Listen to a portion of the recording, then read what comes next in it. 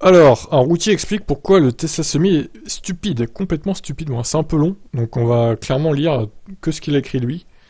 Je regarde des vidéos sur le Semi. Vous vous souvenez, le camion qui devait révolutionner l'industrie du transport? Je vais vous dire pourquoi ce véhicule est stupide.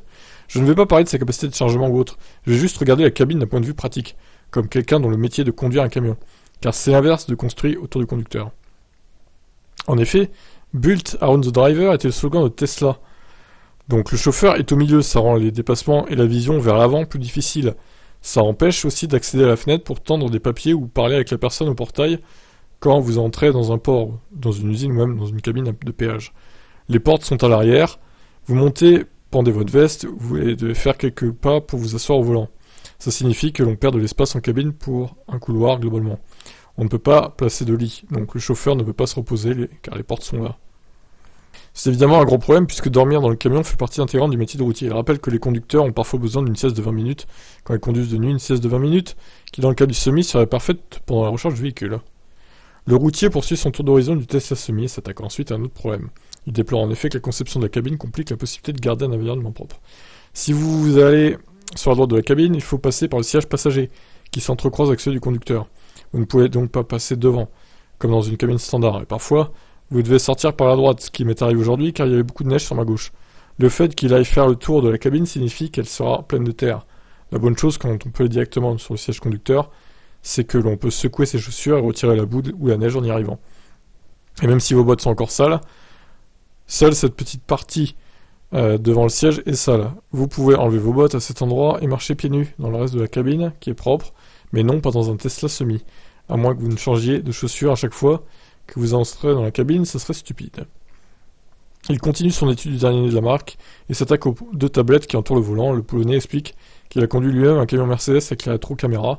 Les problèmes sont au nombre de deux, difficiles à régler à cause de la distance et de lueur qui provoque la nuit. La neige va stagner dessus quand vous vous garez l'hiver. Vous vous souvenez comment c'est pénible de devoir nettoyer la neige sur un pare-brise de voiture, essayer de la 3 mètres de haut. Si la fenêtre est verticale, la neige n'est pas un problème. Il y a aussi la surchauffe de la cabine, quand vous conduisez lors d'une journée d'été ensoleillée. Même les cabines des fourgons peuvent devenir très chaudes. C'est à cause de ce genre de pare-brise incliné. On peut évidemment le régler avec la climatisation, ce qui augmentera la consommation et réduira votre autonomie. Ouais, enfin bon, vu la taille de la batterie, je suis pas sûr que la clim au final soit très gourmande par rapport au trajet en lui-même, quoi. Le pare-brise incliné offre aussi de plus gros angles morts. Réfléchissez au nombre de fois où vous avez évité de tuer un piéton en tournant avec une voiture moderne. Bah jamais en fait. Il y a en plus ces tablettes dans votre champ de vision. La cabine est plus étroite à l'avant, mais les rétroviseurs doivent pouvoir voir vers l'arrière, ça signifie qu'ils ont de longs bras. Vous ne pouvez donc pas vous asseoir sur le siège, ouvrir la fenêtre et les nettoyer quand ils sont sales. Vous ne pouvez pas les atteindre de l'intérieur ni de l'extérieur car elles sont trop hauts. En conclusion, il déplore le fait que Tesla ait pensé surtout à l'esthétique du véhicule dont l'ergonomie est cruciale. Selon lui, les ingénieurs qui ont travaillé sur le Semi n'ont pas eu un cahier des charges assez précis quant aux besoins des chauffeurs qui l'utiliseront. Je pourrais continuer, ce véhicule est un jouet pour riches.